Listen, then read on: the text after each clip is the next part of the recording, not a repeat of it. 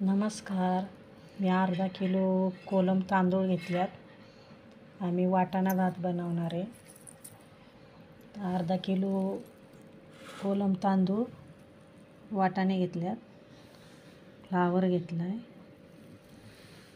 कांदा, टमाटर, गरम मसाला, खडा मसाला घेतला आहे.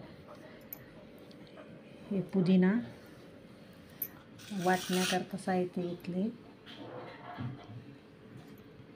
लसूण घेतली 1 गड्डी.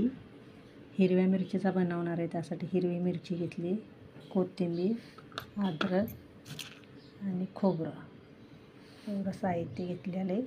आता हे मिक्सरमध्ये काढून घेणार आहे हे साहित्य. असं ह्यामध्ये 1 चमचा मी गावरान तूप टाकलेले.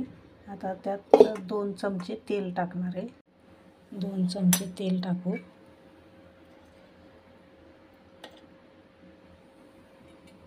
असं आता हे गरम होऊन देऊ चांगलं. तेल गरम झाले. आता आपण त्यात खडा मसाला टाकणार आहे. ते चांगला भाजून घ्यायचा आहे. असं विलायच्या बी घेतल्यात 2-3, फोडायच्या नाहीत, तशाच टाकायच्या, सुगंध येतो भाताला. जिरे टाकू थोडी,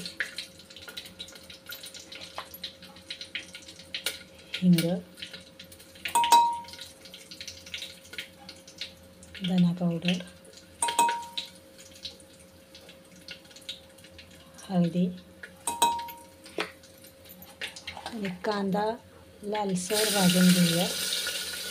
असा 1च कांदा घेतलेला होता मी. भाजून घेऊ. टमाटर टाकू आपण. आता कांदा लालसर झालेला आहे.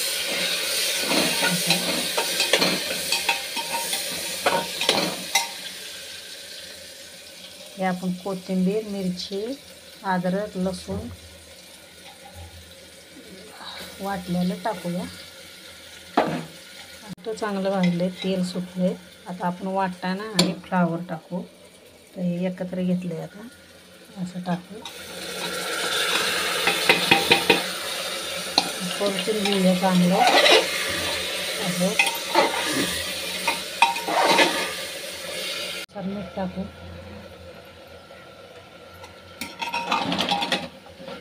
धुवून ठेवली होती, त्यात आपण टाकूया.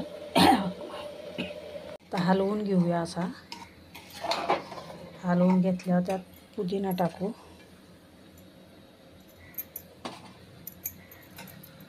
टाकणार आहे मी. असं पाणी घेतलं. साधारण किती लागतं तर कुकरमध्ये भात लावायला बरेच लोकांना माहीत नाही किती पाणी ओतावं, काय अंदाज येत नाही. कोलम तांदूळ आहे हा, त्याकरता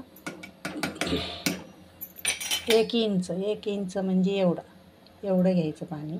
त्याच्यावर थोडंसं असं, किती तुमचं तांदूळ असू द्या, काय असू द्या, अंदाज परफेक्ट होतो मग.